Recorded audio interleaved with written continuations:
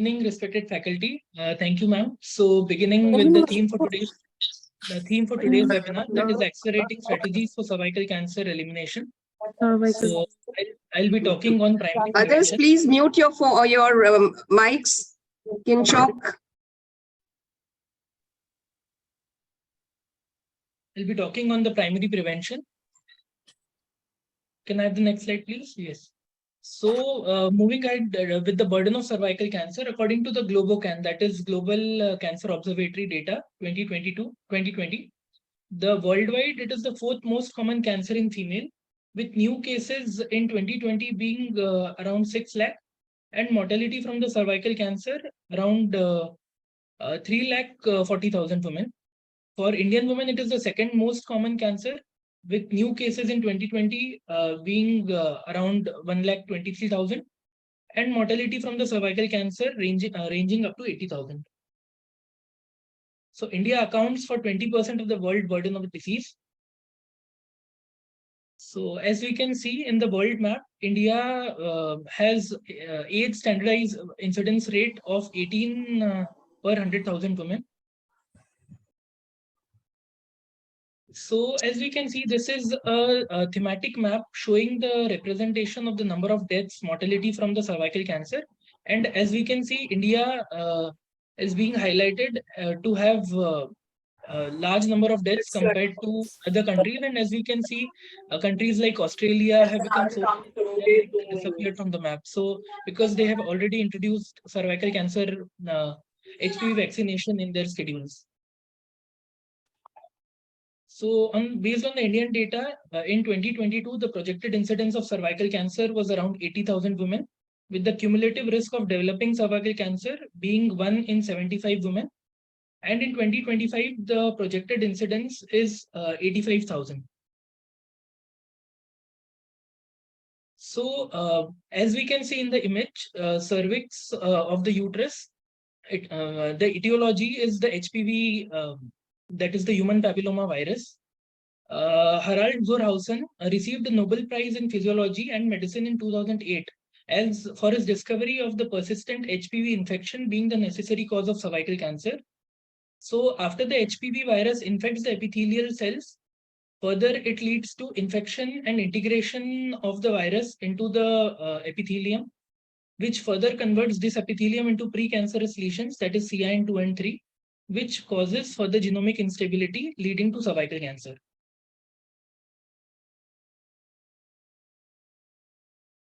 Can I have the next slide, please?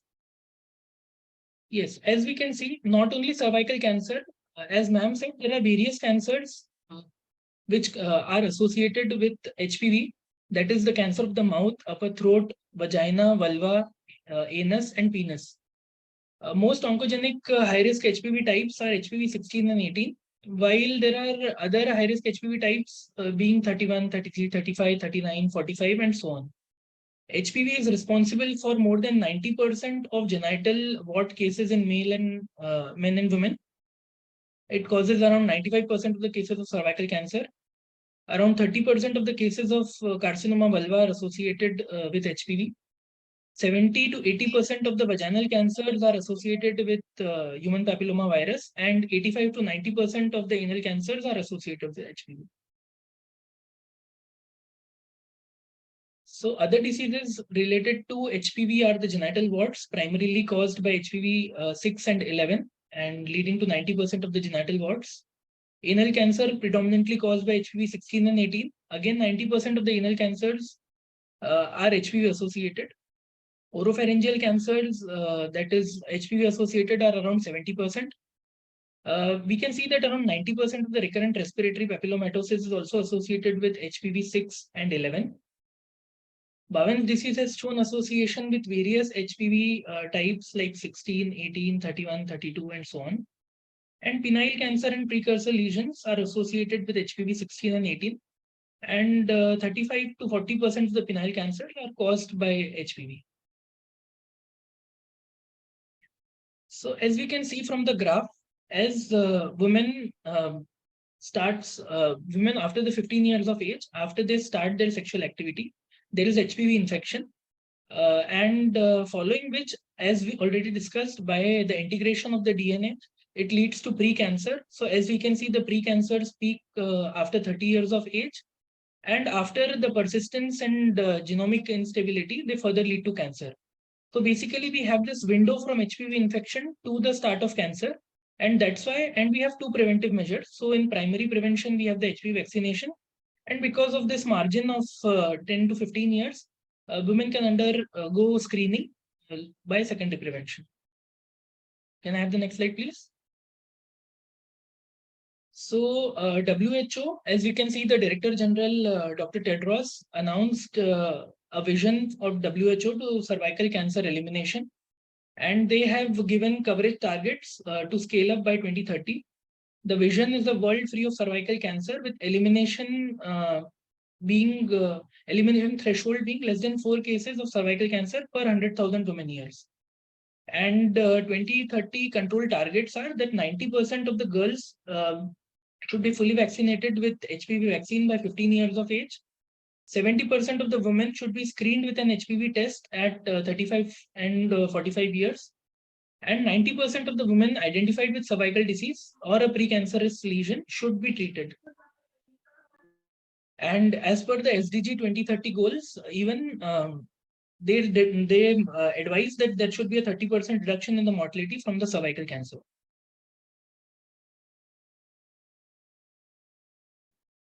So this is a 3-pillar strategy, that is vaccination, screening, and early treatment and palliative care integration. So I'll be basically discussing on the prevention. And WHO launched this program on 17th November 2020.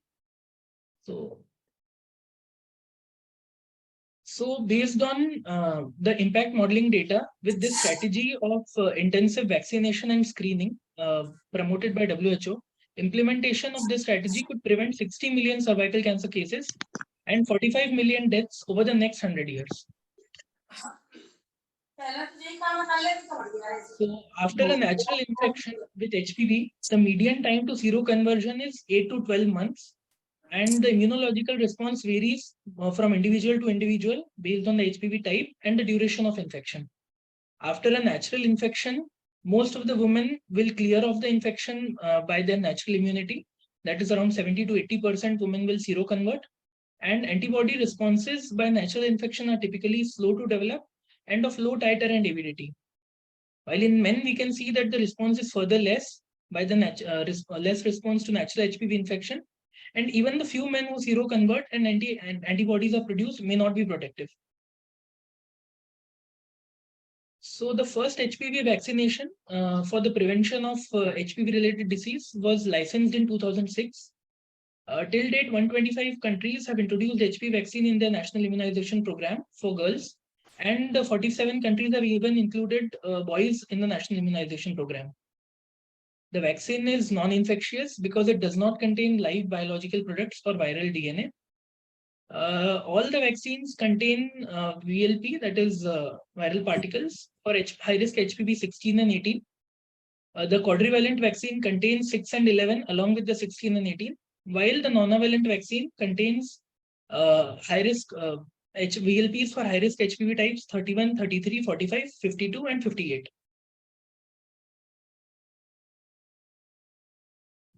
So as per the WHO position in 2022, they have recommended that the primary target population should be girls aged 19 to 14 years.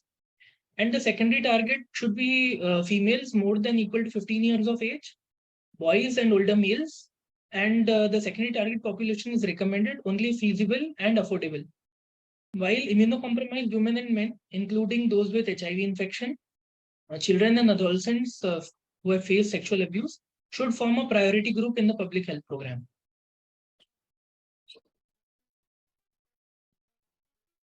So currently there are these 7 vaccines. The 6 vaccines which are licensed by the WHO. There are 2 Chinese vaccines, that is the Sicolin and the Volrenvax. Cervarix and Gardasil were the initial vaccines on which most of the studies have been carried out. And the last 3 vaccines, Gardasil, Cervavac, and Gardasil 9. These are the 3 vaccines which are available in India for vaccination for our women. And as we can see, Gardasil is a quadrivalent vaccine which is licensed for both boys and girls. And Sarvavac is also a quadrivalent vaccine for 9 to 14 years of age women. It is recommended 2 doses 6 months apart, and for women, girls more than equal to 15 years of age, 3 doses are recommended in the schedule of 0, 2, and 6 months. Gardasil 9 is a nonavalent vaccine, as discussed, and it also has similar dose number of doses. That is 2 doses for 9 to 14 years of age, and for more than 15 years, 3 doses. So Sarvavac, which is developed by the Serum Institute of India, it is the Indian vaccine which is now commercially available. It is a 2-dose vial is available, and it costs 2,000 per dose.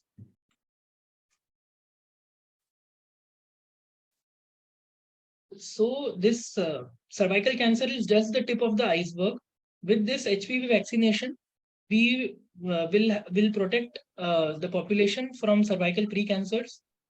Even cancers of the back of the throat, anal canal, vulva, penis, and vagina could be prevented by the HPV vaccination.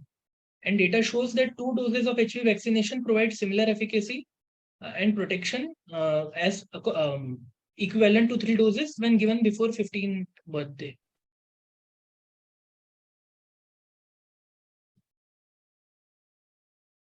So I'll now discuss the contraindications to the vaccines. So severe allergic reaction to a vaccine component or a prior dose of HPV vaccine is an absolute contraindication. The 9-valent HPV vaccine is contraindicated in women with a history of immediate hypersensitivity to yeast, and this vaccine is contraindicated in pregnancy.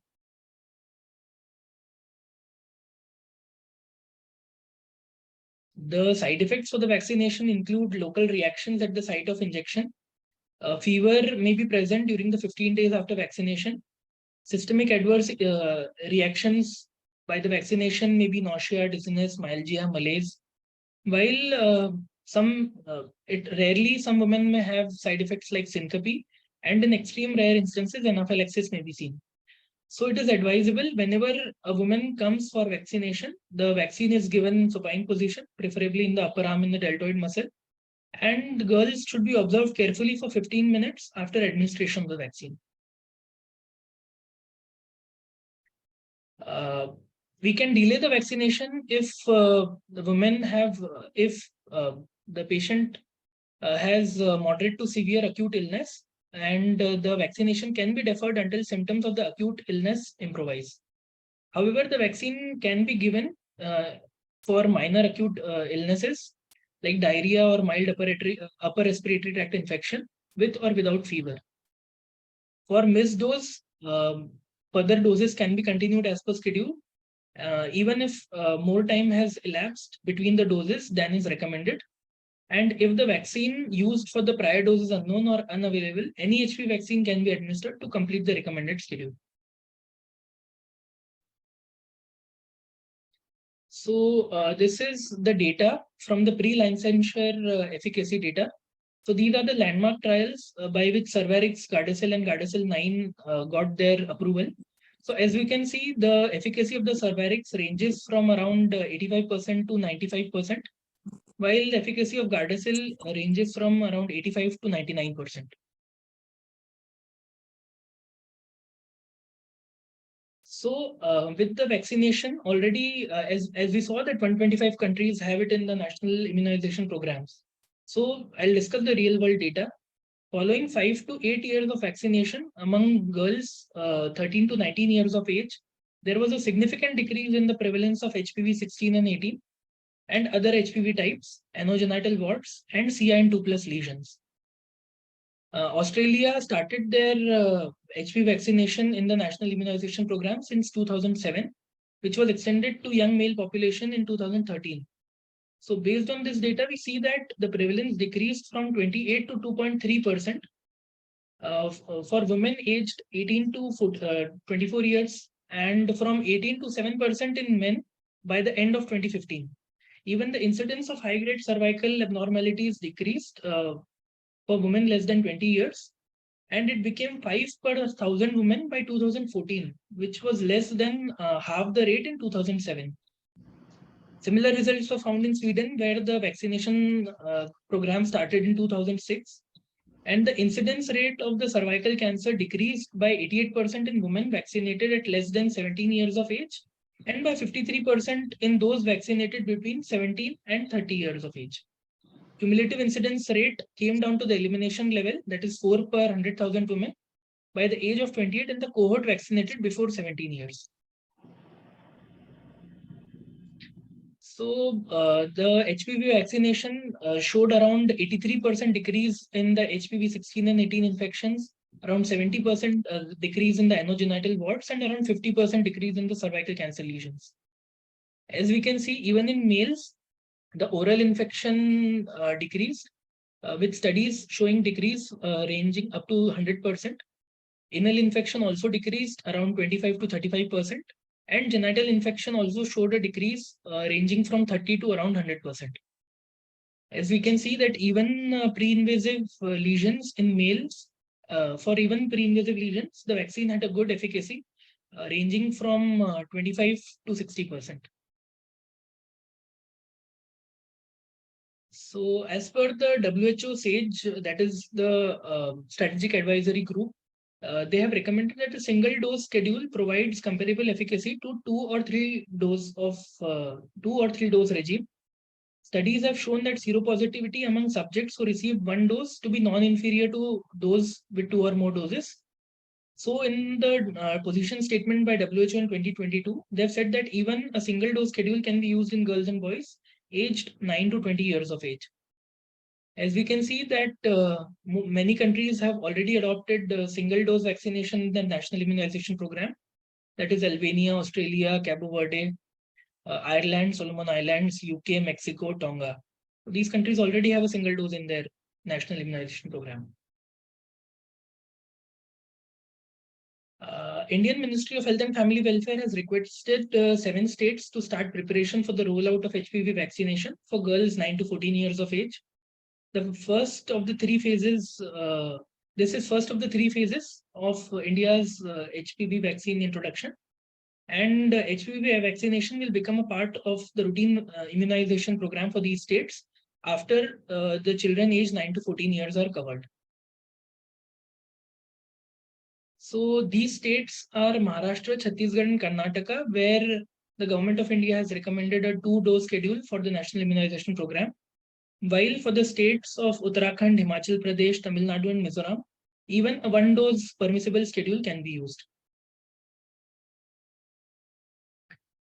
So after this first set of states, other set of states and union territories will be further covered to 2025. And by the end, 68 million girls in India should have been vaccinated against HPV. And a further 11.2 million girls aged 9 years will subsequently be targeted for routine HPV vaccination. Based on the modeling study, assuming a 90% vaccination coverage rate in girls aged 10 years, this study showed that HPV vaccination could effectively reduce prevalence of HPV 16 and 18 infection by 97% in 50 years, with the incidence rate falling below the threshold for elimination.